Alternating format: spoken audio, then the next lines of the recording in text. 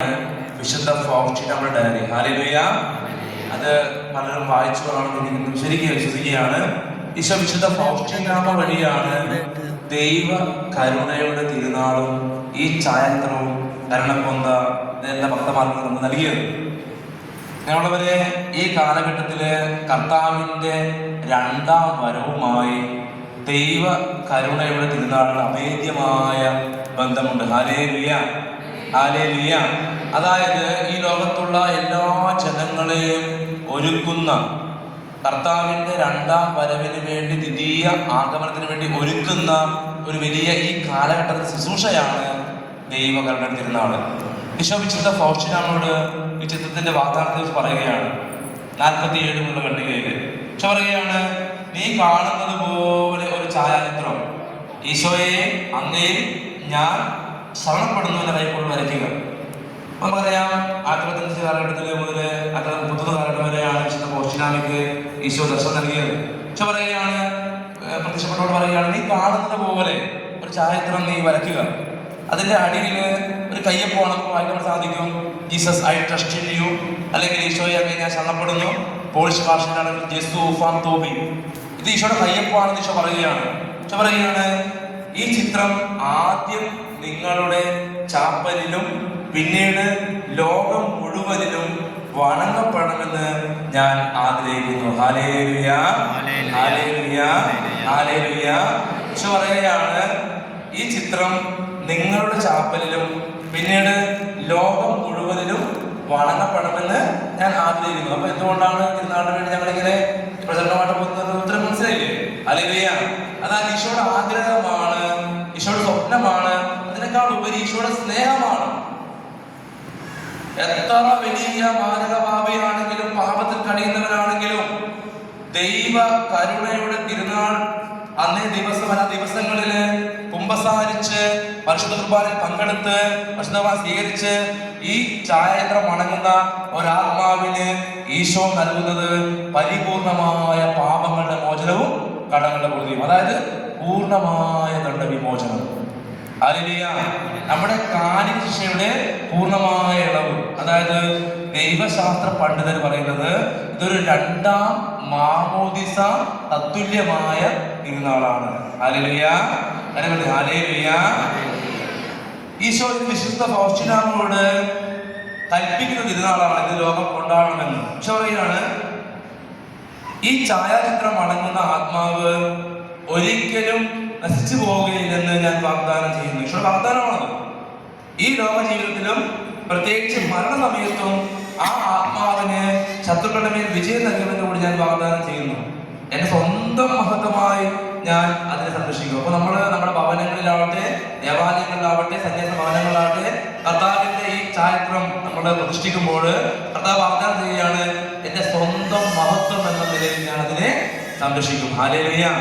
ഇനി 88 ഖണ്ഡികയിൽ ഈശോ പറയുകയാണ്, ഞാൻ കരുണയുടെ രാജാവാണ്. ഈസ്റ്റർ കഴിഞ്ഞു വരുന്ന ആദ്യത്തെ ഞായറാഴ്ച, ഈ മാസം അല്ലെ, അടുത്ത മാസത്തെ ഏപ്രിൽ 12-ാം തീയതി ഈസ്റ്റർ കഴിഞ്ഞു വരുന്ന ആദ്യത്തെ ഞായറാഴ്ച ഈ ചിത്രം പരസ്യമായി പ്രദർശിപ്പിക്കണമെന്ന് ഞാൻ ആഗ്രഹിക്കുന്നു. ആ ഞായർ കരുണയുടെ തിരുനാൾ ആയിരിക്കണം. പക്ഷെ പറയുകയാണ്, ഈസ്റ്റർ കഴിഞ്ഞു വരുന്ന ആദ്യത്തെ ഞായറാഴ്ച, 2000 വർഷത്തിലാണ് നമ്മുടെ ജോൺ പോൾ മാർപ്പാപ്പ ഈ കരുണ തിരുനാളിനെ പ്രഖ്യാപിച്ചത്, ആഘോഷിക്കണമെന്ന്. ഹല്ലേലൂയ, എല്ലാവരും ഹല്ലേലൂയ, ഹല്ലേലൂയ, ഹല്ലേലൂയ. നമ്മളവരെ വീണ്ടും ഈ ദൈവ കരുണയുടെ തിരുനാളും കർത്താവിന്റെ രണ്ടാം വരവുമായി, അതായത് അതുമല്ലെങ്കിൽ ഈ ദൈവ കരുണയുടെ ഡയറിയിലുള്ള സന്ദേശങ്ങളെല്ലാം വിരൽ ചൂണ്ടുന്നത് കർത്താവിന്റെ രണ്ടാമത്തെ വരവിന് വേണ്ടി ലോകത്തെ ഒരുക്കുക എന്നുള്ള സന്ദേശമാണ്. പക്ഷെ പറയുകയാണ്, 635 ഖണ്ഡികയില് പരിശുദ്ധ അമ്മയിലൂടെ ഈശോ സംസാരിക്കുകയാണ് വിശുദ്ധ ഫൗസ്റ്റീനാമയോട്. ഞാൻ രക്ഷകനെ ലോകത്തിന് പ്രദാനം ചെയ്തു, എന്നാൽ ഇപ്പോൾ നീ കർത്താവിന്റെ ഉന്നതമായ കരുണയെ കുറിച്ച് ലോകത്തോട് പറഞ്ഞ് അവിടുത്തെ രണ്ടാമത്തെ വരവിനായി ലോകത്തെ ഒരുക്കണം. ഹല്ലേലൂയ. ദൈവമാതാവ് സ്പഷ്ടമായി പറയുകയാണ്. നമുക്ക് ഈ സന്ദേശങ്ങൾ ലഭിച്ചിട്ടെന്ന് 100 വർഷം പൂർത്തിയാവുകയാണ്. അമ്മ മാതാവ് പറയുകയാണ്, കർത്താവിന്റെ രണ്ടാം വരവിന് വേണ്ടി നീ ലോകത്തെ ഒരുക്കണം. നമ്മളവരെ ഫാത്തിമ, ലാസലേറ്റ്, മെഡ്ജുഗൊറിയ, നരബന്താട്, കിബോഹല മാതാവ്, റോസാമിസ്റ്റിക്ക മാതാവ്, ഇവിടെ എല്ലാം നടന്ന അപ്പാരിഷൻസില് ഒരു 100 വർഷമായി ഈ ലോകത്തോട് പരിശുദ്ധ അമ്മ മാതാവ് എന്താണ് വിളിച്ചു പറയുന്നത്? Hallelujah, hallelujah. 2000 വർഷം മുമ്പ് കർത്താവായ യേശുക്രിസ്തുവിന്റെ പരസ്യ ജീവിതത്തിന്റെ ആരംഭത്തില് വിശുദ്ധ സ്നാപയോഹന്നാനാണ് യേശുക്രിസ്തുവിന് വേണ്ടിയിട്ട് വഴിയൊരുക്കുന്നത്, അല്ലേ? അല്ലേ? എന്താ പ്രഘോഷിച്ചേ? മാനസാന്തരപ്പെടുവിൻ, ദൈവരാജ്യം സമീപിച്ചിരിക്കുന്നു. ഇതാ ഒരു 100 വർഷമായി ദൈവമാതാവ് വേദനയോടെ കണ്ണീരോടുകൂടി ഈ ലോകത്തോട് ഒന്നേ പറയുന്നുള്ളൂ: മാനസാന്തരപ്പെടുവിൻ, പശ്ചാത്തപിക്കുവിൻ, പാപങ്ങൾ ഉപേക്ഷിക്കുവിൻ, കരുണയ്ക്ക് വേണ്ടി പ്രാർത്ഥിക്കുവിൻ, പരിത്യാഗം ചെയ്യുവിൻ, പരിഹാരം ചെയ്യുവിൻ, പ്രായശ്ചിത്തം ചെയ്യുവിൻ.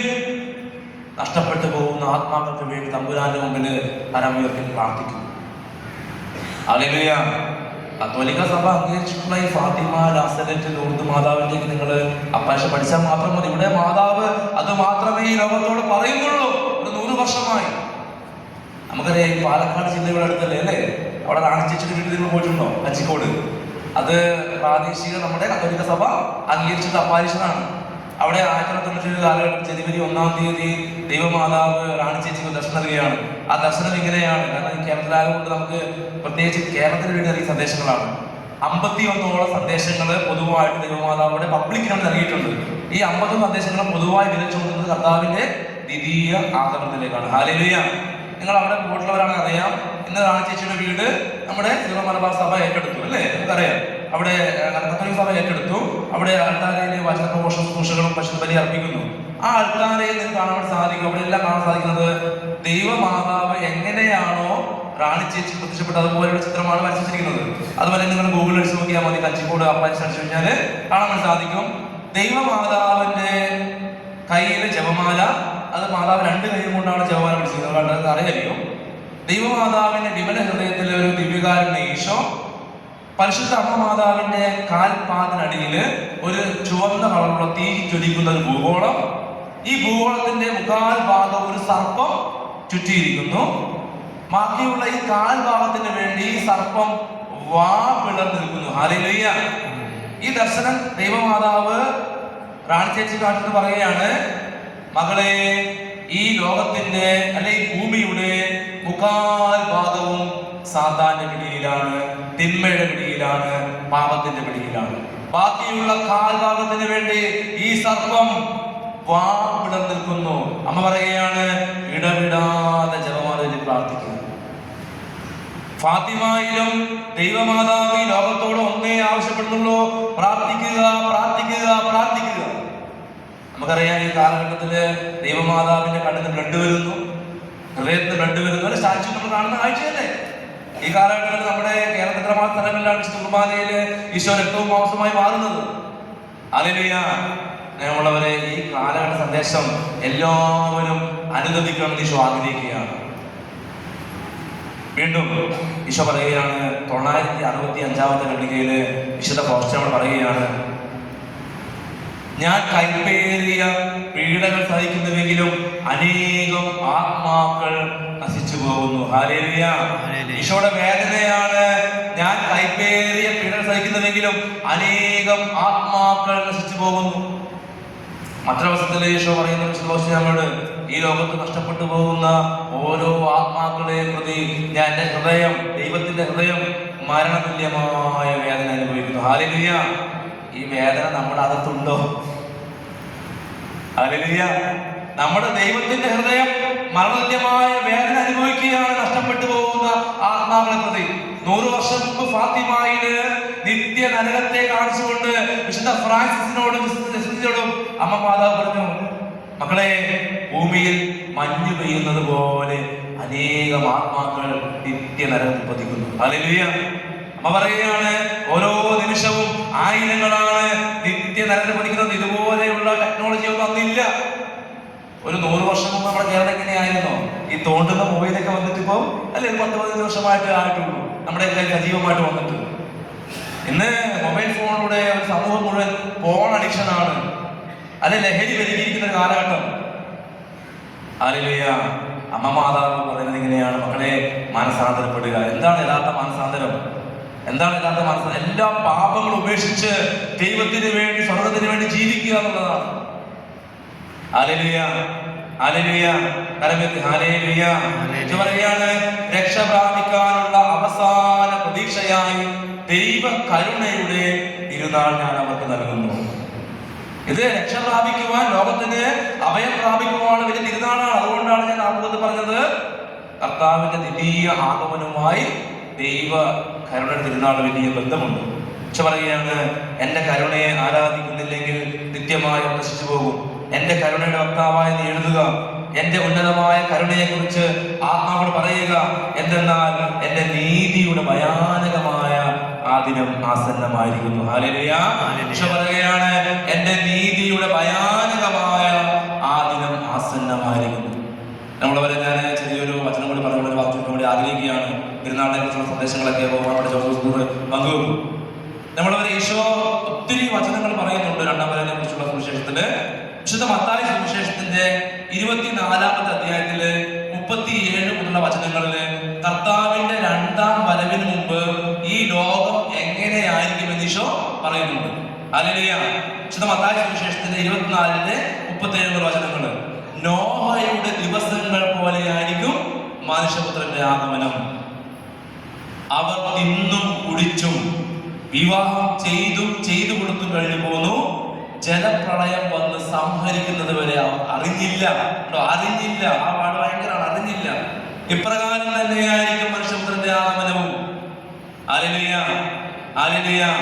ലൂക്കാസ് സുവിശേഷത്തിന്റെ 21-ാമത്തെ അധ്യായത്തിന്റെ 28-ാമത്തെ വാക്യത്തിൽ പറയുന്നുണ്ട്, ഹല്ലേലൂയ, ലോത്തിന്റെ നാളുകളിൽ സംഭവിച്ചത് എങ്ങനെയോ അങ്ങനെ തന്നെയായിരിക്കും മനുഷ്യപുത്ര ദിവസങ്ങളിലും. ഇവിടെ എന്താണ് ഈ നോഹയുടെയും ലോത്തിന്റെയും നാടിന്റെ പ്രത്യേകത? നമ്മൾ പറഞ്ഞ് ഞാൻ അവസാനിപ്പിക്കുകയാണ്. ഈ കാലഘട്ടവുമായിട്ട് എന്തെങ്കിലും ബന്ധമുണ്ടോ?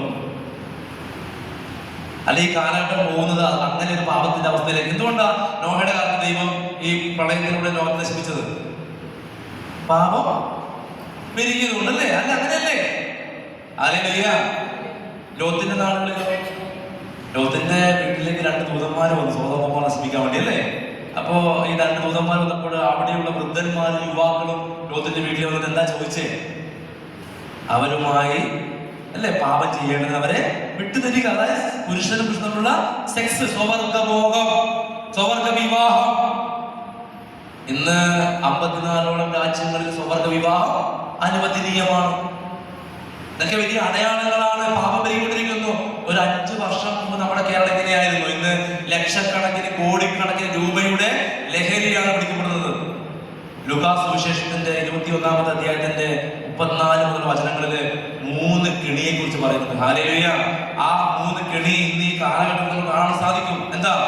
സുഖലോലുപത, മദ്യാസക്തി, ജീവിത വ്യഗ്രത എന്നിവയാൽ നിങ്ങളുടെ മനസ്സ് ദുർബലമാകുകയും ആ ദിവസം ഒരു കെണി പോലെ നിങ്ങളുടെ മേൽ വന്നു വീഴുകയും ചെയ്യാതിരിക്കാൻ ശ്രദ്ധിക്കുക. എന്തൊക്കെയാ? സുഖലോലുപത, മദ്യാസക്തി, ജീവിത വ്യഗ്രത. ഇന്ന് ഇതുവരെ ഇല്ലാത്ത രീതിയിലുള്ള ലഹരി കടിഷനായ ലോകം. ഇന്ന് ലിവിങ് ടുഗദർ ഉള്ള മാരക പാപങ്ങൾ പെരുകിക്കൊണ്ടിരിക്കുകയാണ്. ഞാൻ അധികം നിരൂപിക്കുന്നില്ല. ഞാനൊരു ഹിന്ദു ആയിരുന്നു. 13 വർഷം മുമ്പ് വരെ എൻ്റെ ഈ കാൽ നടന്നുപോയി കിടപ്പിലായ ഒരു രോഗിയായിരുന്നു ഞാൻ. സ്വന്തമായിട്ട് 500 വർഷം പഴക്കമുള്ള ഒരു കുടുംബക്ഷേത്രം ഞങ്ങൾക്കുണ്ട്. എൻ്റെ ജീവിതത്തിൽ ഞാൻ ഈ ആൾക്കാരെ പറയുകയാണ്, എൻ്റെ ജീവിതം ഏറ്റവും വലിയ ഭാഗ്യം എന്ന് ഞാൻ പറയുന്നത് എൻ്റെ കർത്താവായ യേശുക്രിസ്തുവിനെ കിട്ടി എന്നുള്ളതാണ്. ഹല്ലേലൂയ. ഈ കർത്താവായ യേശുക്രിസ്തുവിനെ രക്ഷകനായി നാഥനായി സ്വീകരിക്കാതെ ആർക്കും സ്വർഗ്ഗത്തിലേക്ക് പോകാൻ സാധിക്കുമോ? ഒരിക്കലും പറ്റില്ല. വചനം അറിയാത്തതുകൊണ്ടാണ്. യോഹന്നാൻ സുവിശേഷത്തിന്റെ 14:6 വഴിയും സത്യവും ജീവനും ഞാനാണ്, എന്നിലൂടെ അല്ലാതെ ആരും പിതാവിന്റെ അടുക്കിലേക്ക് വരികയില്ല. ഹല്ലേലൂയ. പുത്രനിൽ വിശ്വസിക്കാത്തവന് നിത്യജീവൻ ഉണ്ടാവുകയില്ല. ഹല്ലേലൂയ. നന്ദി പറയുകയാണ്. ഒത്തിരിയൊക്കെ പറയാറുണ്ടെങ്കിൽ സമയം പരിമിതമാണെന്ന് അറിയാലോ. നിങ്ങൾക്ക് തിരക്കുണ്ട്. സമയം നമുക്ക് ബഹുമാനപ്പെട്ട ശ്രമിക്കാം. ഏറെ സ്നേഹത്തോടു കൂടി ഞങ്ങൾ സ്വാഗതം ചെയ്യുകയാണ്. ഈശോ മിശിഹായ്ക്ക് സ്തുതിയായിരിക്കും.